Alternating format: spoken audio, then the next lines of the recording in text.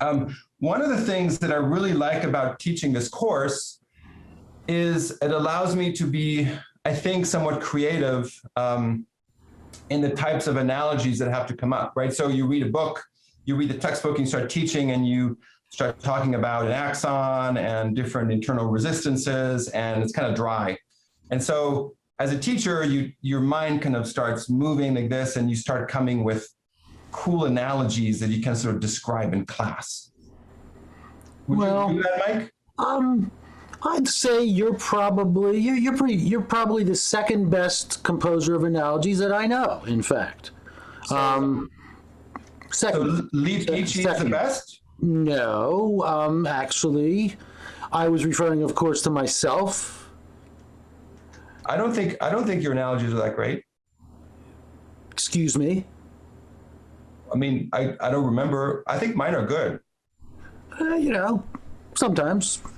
I mean, Kaplan, I don't know what you did during these virtual presentations, but, when I was teaching in Levin Auditorium, I often saw you with your head on your arms kind of snoozing. I don't even know how you would be able to evaluate my analogies.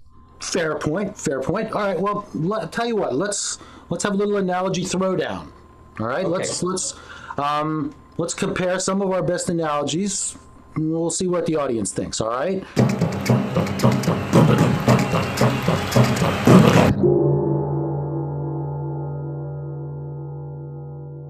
Okay. What did I start? All right. I have one of your analogies queued up for you. Okay. That I found. This is let me see if it's here.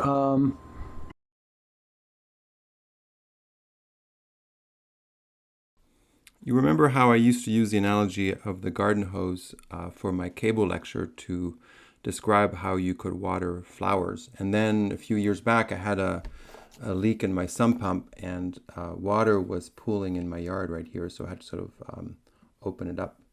And I thought, wow, that's a great idea to kind of reenact this analogy. And so here the pipe was actually the axon.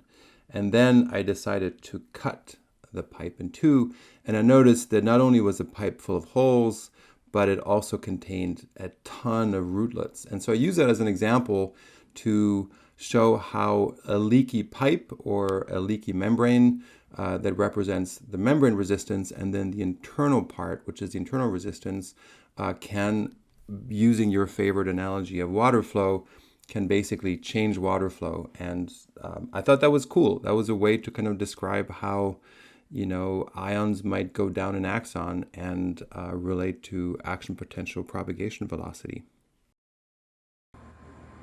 All right, cool, right? Not bad. Did everybody hear the sound okay on that? Everything's working? Good. All right. It's not bad, but, it's kind of a long walk for a short drink, don't you think, really? Well, that's there's a lot of setup there, right? A lot of, So for the record, every time I come up with questions for the exams, that's exactly what Mike says. Oh, it's a really long walk for a short drink. Wait. One of my thesis advisors said that to me once. I've been reusing it ever since, and he was right. It's too. Good though. Kaplan is often right. All right. Here's my analogy. All right. I'm going to use my famous GHK equation as a seesaw analogy.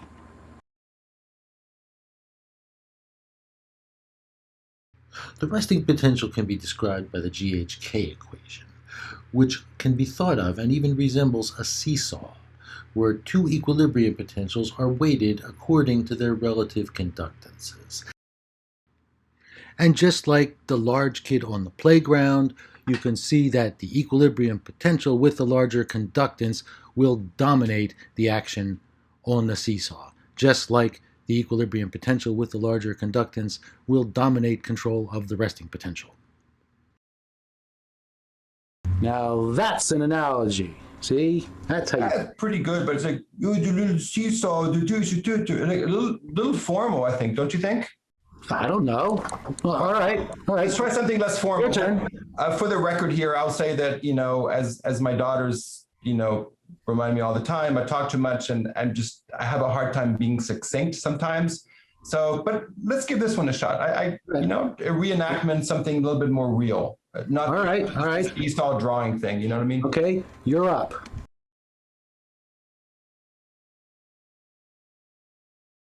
I'm here at Cape Henlopen National Park, an absolutely gorgeous place in Delaware, to try to one-up Dr. Kaplan, yes, you, Mike, for my analogy looking at the castle and moat to try to explain why sodium channels are not right beside the cell body. Here we are at the beach, and you're gonna have to use your imagination a little bit. The ocean here is the Soma, and right here is one small axon that I've carved out.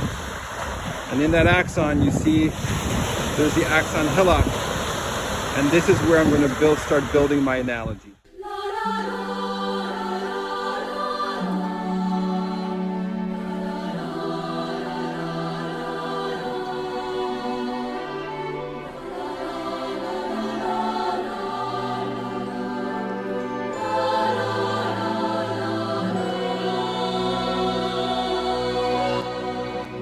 As you see here, I've constructed behind me the overall frame of the sodium channel. Now what I'm going to do is I'm going to add the voltage gate on the top. So again, if you have enough voltage, then you open the gate and sodium comes in. And if enough of those open, you get an action potential. I here have my moat. This is made up of my low threshold potassium channels. And what they're doing is they're protecting my sodium channel from the waves. And the waves are, of course, the little waves of voltage that are coming in from the Soma. So let's check them out as we go down here. Close to The Academy ground wishes to thank and Dr. watch. Marc Schmidt for that excellent analogy. Unfortunately, the 2-minute time limit for all entries has been exceeded, and this one will sadly have to be disqualified. Better luck next time, Dr. Schmidt. Wah, wah, wah, wah. Tough break there, Mark. That was tough. I feel for yeah, you. being They successful. should have given you another 30 seconds. I'm suggesting that they should have given you more time. Yeah, but the Kaplan rule number 3, that's a tough one, right? I just talk too much. I agree. Well, What would you all have? right, yeah, I'm not going to argue with you, but okay, all right. Let me see. That was pretty. I like where you were going with that one. And now you didn't tell me that music was going to be involved, though, or I would have. That's really not fair, Mark. You didn't tell me you were going to use music. All right, my turn. I'm going to try another representation of my favorite subject, the membrane potential. And here I'm going to represent the membrane potential as a tug of war.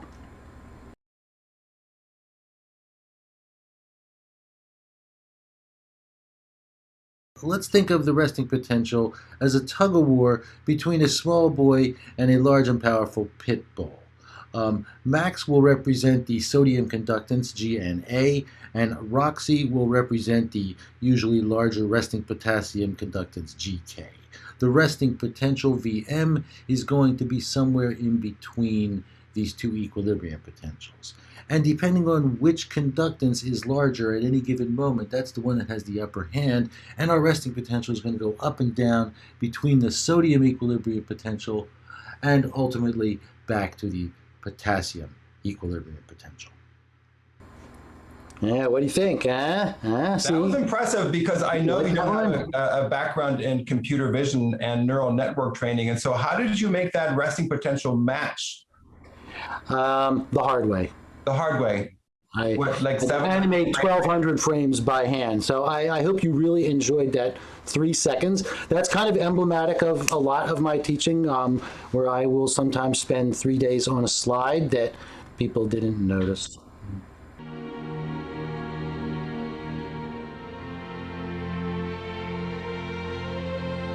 Yeah, so Kaplan, I thought that was pretty good, but let me one up you because I think I can do better. No, good luck. Good luck, buddy. Good luck. Well, let's try. All right, let's see what you got.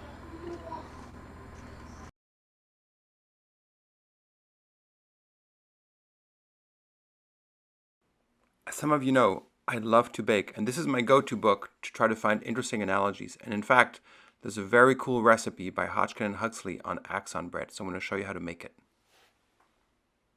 Okay, let's make these axon bread. So we need some powdered frog axoplasm with high internal resistivity. We also need some English channel seawater with a lot of sodium. We use a little bit of yeast. This is a special type of species. And then the most important, for nice crust, we need buttered squid membrane with preferably high capacitance. So let's get started. All right, let's make the spread. Okay, so I have here the axoplasm, and I'm just gonna throw it in here. And then I'm going to add some of the seawater. It's a little cloudy, but that's fine. You just pour it in. And then we're gonna add our most important ingredient. This is the squid membrane. We'll just plop it right in, and then we'll let it sit for a while and then mix it. We just dump it on the counter, and then we just start kneading away, mixing all these awesome ingredients together until somehow we get something that looks like dough.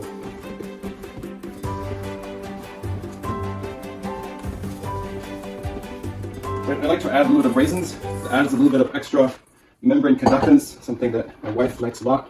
So she always asks me to make axon bread with raisins, and so you just have to knead it in.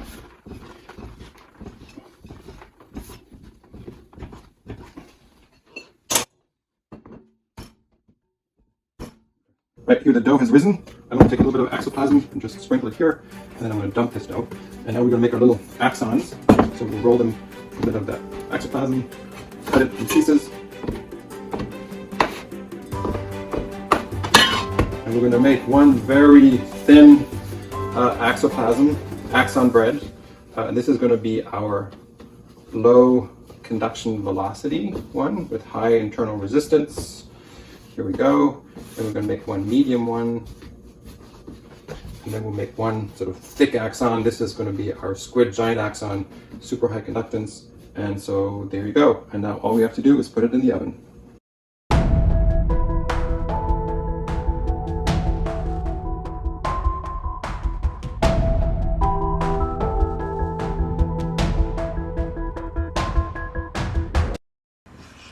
And it tastes good, Mike. All right, well, Eat my analogies.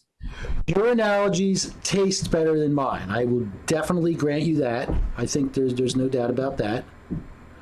And but I think you should have given a trigger warning before showing that bit of a 251 exam, Mark. I know. Everybody actually was laughing. I didn't see anybody cry.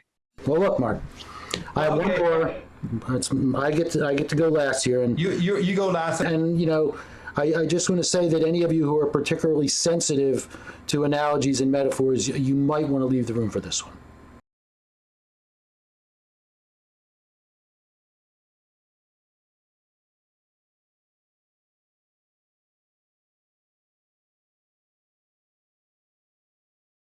All right, this analogy is a description of a circuit called the stomatogastric ganglion, which generates feeding rhythms in decapod crustaceans, that's crabs and lobsters. And it generates 3 phases of muscle contraction to control the muscular feeding behaviors of crabs and lobsters.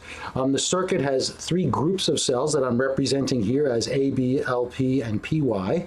And AB is kind of in control. AB is a pacemaker neuron. It's an endogenous oscillator. And I have long maintained that you can understand this ganglion better by thinking of it as the 3 stooges. I'm going to punch both of you. And then you're both going to go, ugh. And when you recover, the question is, one of these guys is going to have a delayed PIR. It's actually going to have a delayed PIR. And he's going to have a regular PIR. So I'm going to smack them both, and then they're going to have post-inhibitory rebound. And then you smack you, and then you smack you. Okay? So we're going to do it slow first. First, I smack you both. You smack me. And now you smack him. Right, now we're going to try it a little faster. And I'm going to go, let's see, I'm going to go, hey now, and you go, why you? And you go, hey. Hey now. Why you? Hey now. Why you? Hey. No. Hey now. Why you? Hey now. Now, neuromodulator, we go faster. Hey now. Hey you? Hey. Hey now. Why you? Hey. Why you? Hey, I'm good night. That was awesome, Mike. Thank you. And I proclaim myself the king of analogy. I don't care what the audience says. I win. Okay. But you're a good sport, Mark. I like that. Thank you. All right, I'll leave it up to you. I think you're next.